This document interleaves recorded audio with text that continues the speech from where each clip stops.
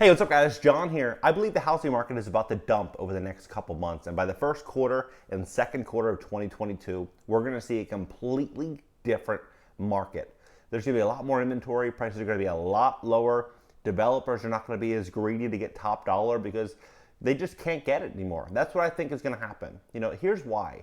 First, lumber costs dropped $40,000 per house. This is a really big deal. Before, lumber costs are so high and so expensive that builders took on more risk, and for that risk they wanted a bigger profit. So home prices were going up. That coupled with people moving due to the pandemic to get a bigger home leaving the city, and low interest rates. It was the holy trinity for real estate developers. But as we see home prices and lumber costs go down and more inventory hit the market, this is what I believe is very likely to happen.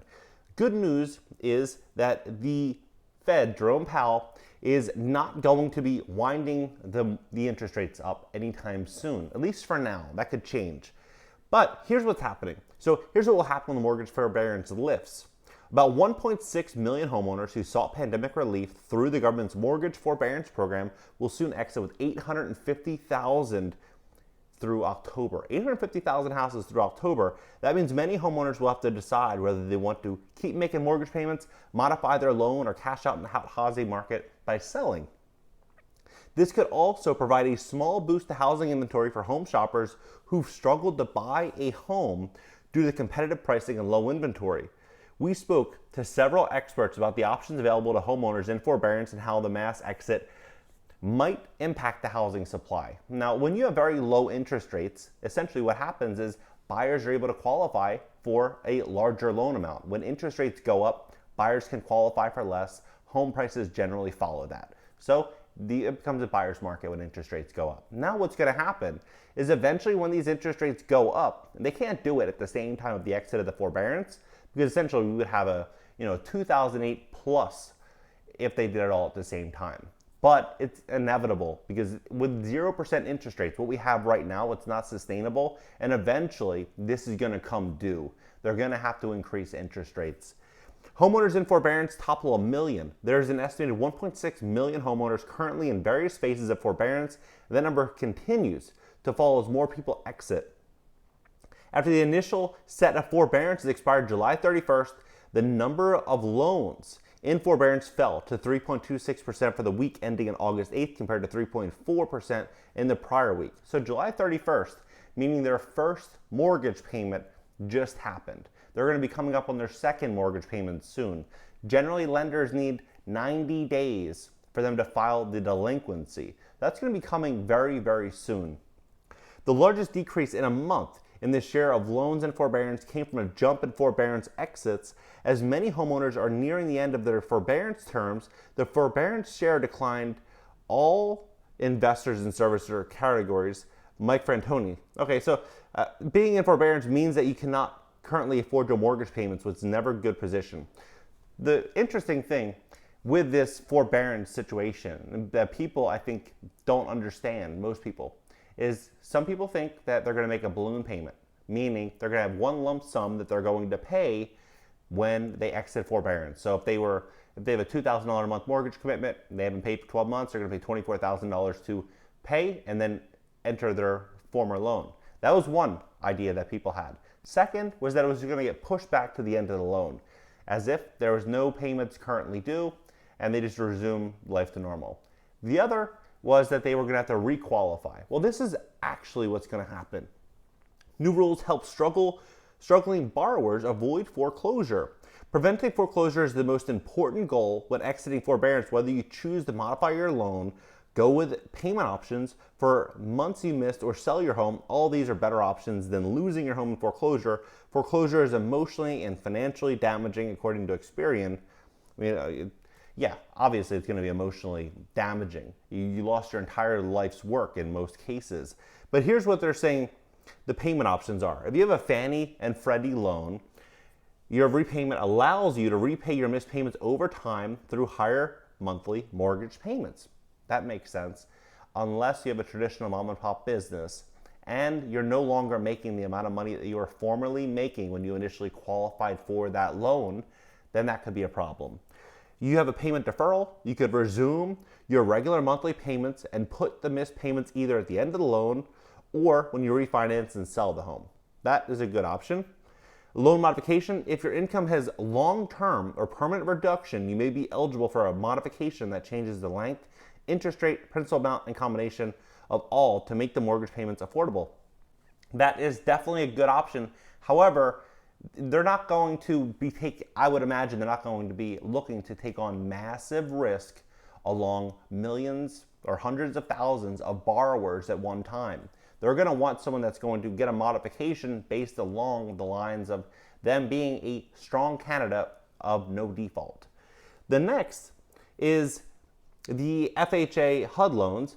The Pandemic Recovery Standalone Partial Claim. If you can begin making your regular mortgage payments after forbearance ends, this option allows you to put the money you owe into a subordinate, no interest lien that comes payable at refi or sale of the property. So if you refi, if you need emergency money, you want to pull out money, you're going to have to make good on those payments, which I believe is only fair at the refi or at the sale because the borrower lived in the property, and it's only fair that the bank gets the money that they were initially agreed upon at the time of signing the loan documents for that property.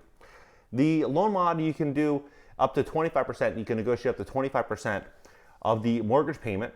The USDA loan, which is for generally agricultural and farmland, these borrowers who can resume regular mortgage payments can get an affordable payment plan or can get the missed payments deferred to at the end of the loan, which would extend the term of the mortgage. And borrowers can negotiate 25% of the mortgage payments. VA loans, after forbearance, borrowers can defer what they owe to the end of the loan without owing additional interest to reduce the lump sum. VA loans are generally veterans. The reduce the lump sum borrowers can pay off of the amount over time. Another option is to get a personal loan to cover the amount due. The modification for borrowers who can afford the regular mortgage payments, the lender can explore loan mods, and again, 25%. So they discuss the option of selling your home, which makes a lot of sense for people that are in that position. Me personally, if I were in forbearance and I could not afford my mortgage any longer, I would likely try to sell my property and downsize into a property that I could afford. Because what I believe is going to happen is taxes are likely going to go up, and it's going to get harder and harder for people to make money in traditional business models. That is what I think is very likely to happen. We have a very hot housing market right now that support prices that are, I think, more likely to go down than go up. So with that being said, I think it makes a lot of sense for certain buyers on the fence to consider that option, to look at secondary residences where they could live at a more affordable price point, ideally even paying for the property with a significant down payment, keeping a nice cash reserve, a good mode of safety for yourself and your family. I think that makes a lot of sense.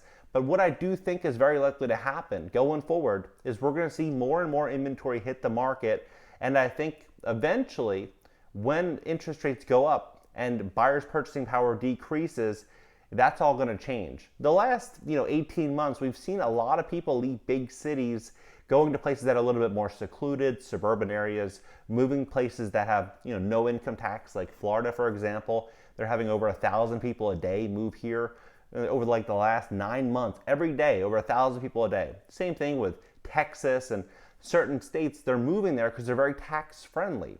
But eventually that's all going to fade away. But I do believe that we're going to see a lot more inventory than ever before, and I think interest rates eventually going to go up. And when I say eventually, I mean probably over the next year or so or less. I think interest rates are going to go up, and I think the temperament of the housing market is going to change.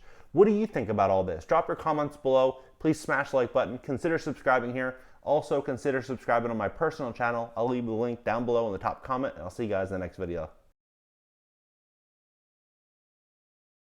If you've enjoyed this video and want to dive deeper into the real world of real estate investing, make sure to check out my gold standard program, Cash Flow Rental Blueprint, by clicking the link in the description below this video. We're currently living in very difficult times. I personally believe these are some of the hardest times that we've ever lived in.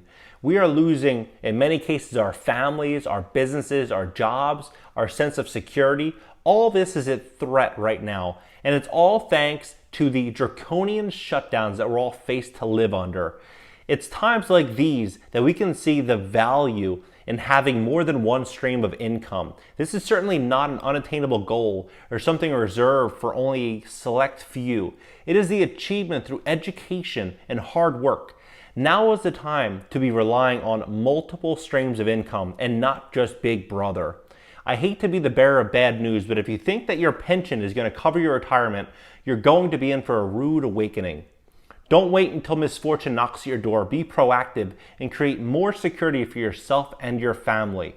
One of the best ways you can earn a side hustle today is through real estate investing, something that I've been involved in for over a decade. The strategy is to invest in multifamily homes and live off of rental income through your tenants.